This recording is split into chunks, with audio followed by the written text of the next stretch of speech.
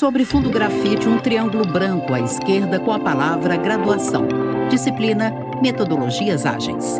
Muito bem, nós já vimos a aplicação do método ágil no RH, na liderança, e agora vamos falar um pouquinho da execução ágil. Tá? Derson da Silva Lopes Júnior, professor. Homem branco de cabelos castanhos escuros e barba rala. Usa camisa azul, colete cinza e calça preta. No estúdio da Univesp, ele está em pé atrás de um púlpito onde manuseia um dispositivo para controlar a apresentação de slides, que surgem ora em tela cheia, ora como efeito gráfico à direita do professor em um plano mais aberto do estúdio. O cenário tem fundo escuro com puffs cinzas e azuis. No primeiro slide, o tema da aula: execução ágil. O que é execução? Então, dá uma olhadinha aqui nesse gráfico, você vai ver que a execução ela envolve vários elementos. Em novo slide, um esquema.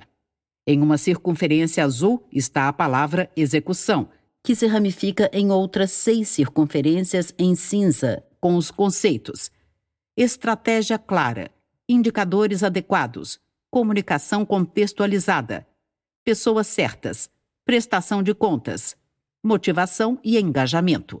Se a gente fosse traduzir a execução de uma maneira simples, nós podemos dizer que a execução é o caminho que leva a estratégia para o resultado. Então, eu vou executar uma estratégia para alcançar um resultado. Legal, bem simples, só que para a execução acontecer, ela precisa ser muito bem elaborada. E por isso que ela tem todos esses elementos que você está vendo aqui, ó. Todos esses elementos que vão constituir a execução. Então, eles estão aqui em cinza, a gente vai mudando eles para verde agora cada vez para você ver a importância de cada um deles, tá? Então, o primeiro deles é a estratégia clara. Em novo slide, um esquema.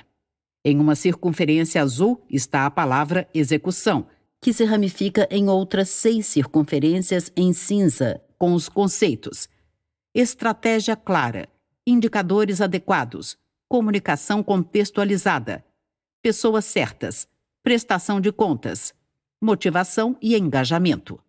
Então, um dos problemas pelos quais a empresa não consegue executar é porque as pessoas não sabem o que tem que executar. Não é? Eu já vi várias pesquisas interessantes de entrevistar a empresa e perguntar, olha, qual que é a sua meta? As pessoas não sabem.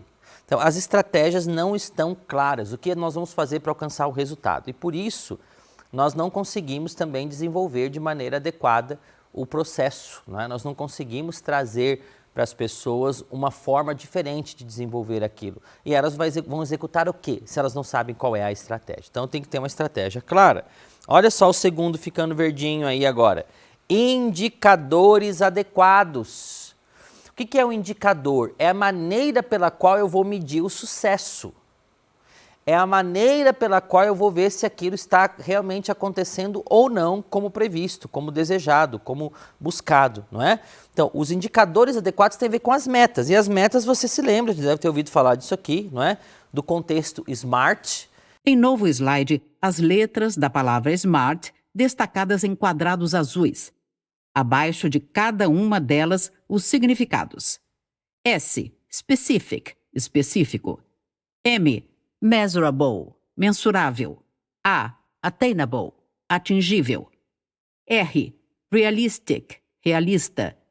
T, timely, em tempo. Que é uma forma de você escolher as metas. A palavra smart em inglês significa esperto, né? Inteligente, esperto. Então, aí eles fizeram um acróstico a partir dessa palavra. Então, você tem específico, então do smart do inglês, mas nós vamos traduzindo, né? Uma boa meta ela tem que ser específica, mensurável, ou seja, tem que ter uma medida clara que nós vamos alcançar, um número que eu sei que vou alcançar, tem que ser atingível, não adianta eu imaginar que eu vou colocar uma meta extraordinária, extrapolar tudo e de repente não vamos alcançar, isso não vai resolver. Então tem que ser um que, lógico, exija esforço, mas nós tenhamos como alcançar essa meta. Realista, no sentido de que ela tem tangibilidade da forma de enxergar ela, não é? Eu posso saber o que eu estou fazendo com ela exatamente, ela tem também significado para aquilo que está acontecendo, ela tem contribuição e ela precisa ter um tempo, um prazo. Se não tiver prazo, não faz sentido a meta, né? Então, para uma boa meta, ela tem que ter esses elementos. Por exemplo, alcançar R$ 1 milhão em faturamento até dezembro do ano 2000 Então, isso é uma meta bem estabelecida, clara, simples e específica. Tem artigos recentes falando sobre metas, esse aqui é um que eu gosto bastante, que traz a ideia de que ele faz uma brincadeira, né? Novo slide com um print de um artigo da MIT Slow Management Review, com o texto em inglês. With goals, fast beats smart. To execute strategy, leaders must set ambitious targets, translate them into specific metrics and milestones, make them transparent throughout the organization, and discuss progress frequently. Donald Su, Charles Su. Ao lado do print, o seguinte texto. Envolvidas em frequentes discussões. Ambiciosa no escopo e específica na medida e nas milestones, transparente para todos. Sendo as palavras frequentes, ambiciosa, específica e transparente com a primeira letra em maiúsculo e destacada em amarelo. Específica está iniciada em S. Então, em metas, né, with goals, fast beats smart. Então, o rápido é melhor que o esperto, é isso que ele quer dizer. Então, o que é o fast? Ele faz também um acróstico onde ele diz que as boas metas, além de o smart, ela tem que estar frequente nas discussões, ou seja, nós temos que falar sobre elas constantemente, nós temos que ouvir delas constantemente, tem que ser ambiciosa no escopo, então é um equilíbrio entre o alcançável, mas também não pode ser fácil demais. Ela tem que ser bem específica, como nós já vimos no Smart, mas com etapas, né, milestones, etapas que eu vou alcançando do processo e transparente para todos. Então, todo mundo tem que saber qual é a meta. Isso é um bom indicador.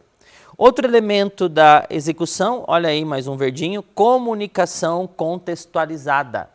O docente retorna ao slide com o esquema onde execução se ramifica em 6 conceitos. Lembra que a execução ela precisa gerar essa comunicação para poder acontecer adequadamente. E nós estamos falando do ágil, onde a comunicação é fundamental, não é? E o que significa contextualizada? É falar de um jeito que as pessoas onde eu estou trabalhando entendam aquilo que eu estou buscando. Quando eu estou trabalhando com um software, qual que é o principal objetivo da execução? O que a execução quer?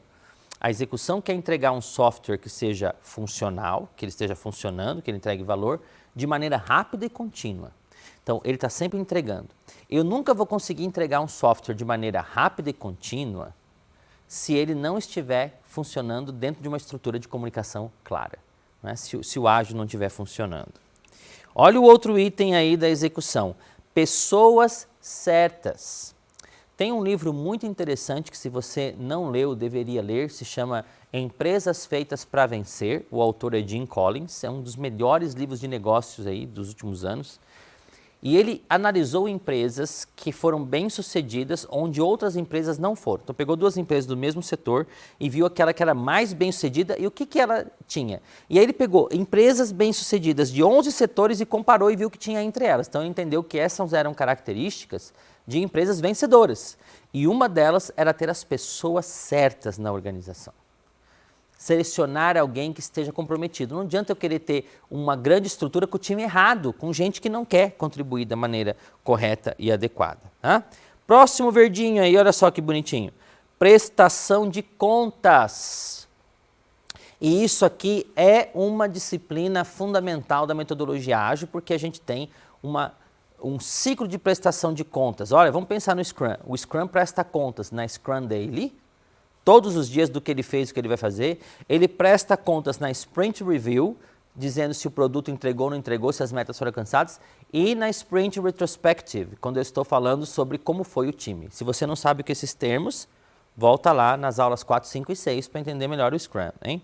Então, a prestação de contas é constante na metodologia ágil. E a prestação de contas é justamente um dos elementos para desenvolver a execução. Slide com uma pirâmide dividida em 5 partes.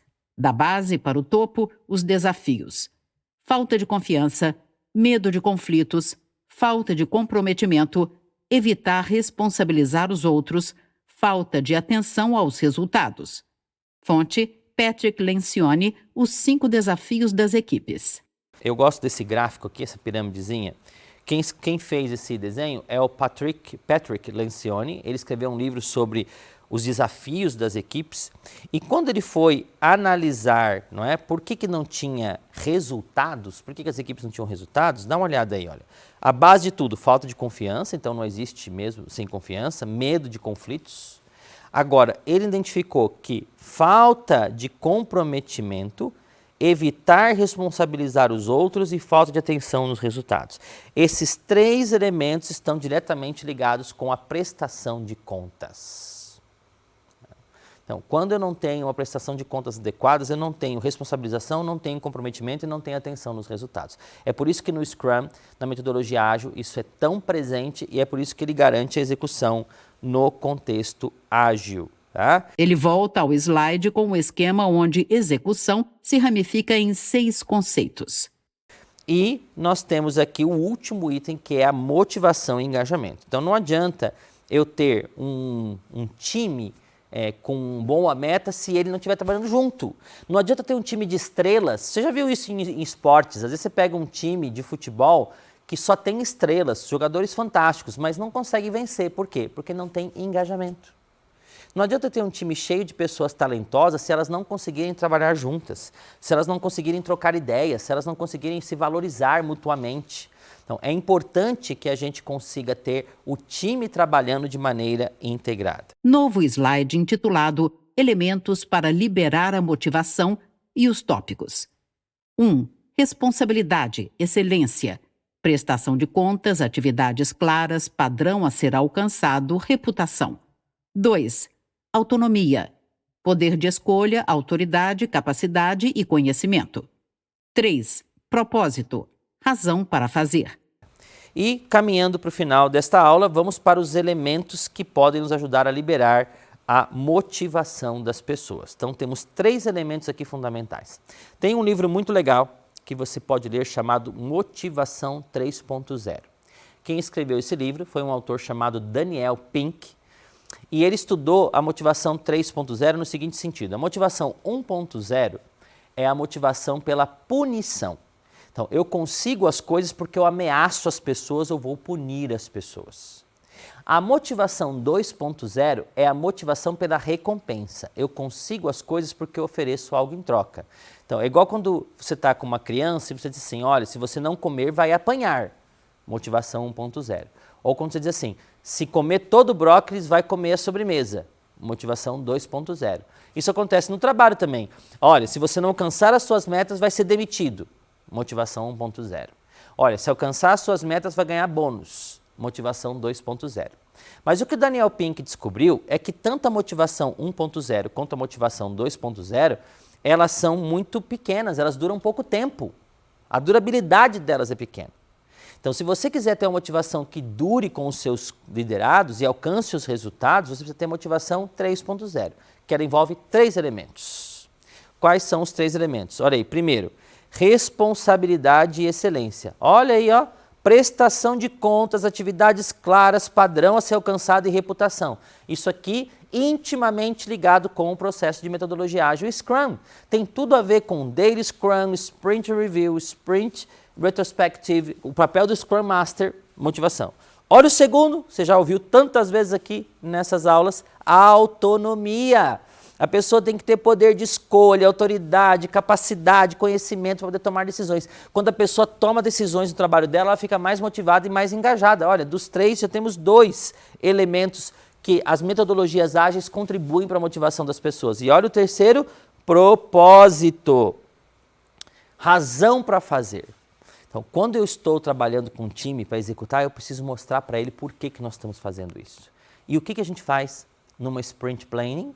É justamente isso, né? Na Sprint Planning, a gente senta com o time para poder analisar o Product Backlog, para poder descobrir por que a gente vai fazer esse produto, refletir um pouco sobre o cliente, entender o benefício dele, que valor é agregado e por que nós vamos trabalhar isso.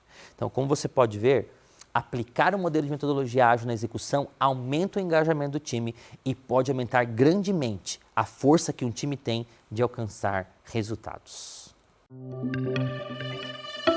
Sobre fundo branco, 2 retângulos vinho e cinza sobrepostos alternam-se nas laterais. No centro da tela, os créditos em letras pretas. Governo do Estado de São Paulo. Secretaria de Ciência, Tecnologia e Inovação. Universidade Virtual do Estado de São Paulo, Univesp. Presidente Marcos Borges. Diretora acadêmica Simone Teles. Audiodescrição. Roteiro Sérgio Silva. Revisão Cláudia Guarnieri. Consultoria Lara Souto. Gravação Leandro Ribeiro. Narração Valéria Grilo.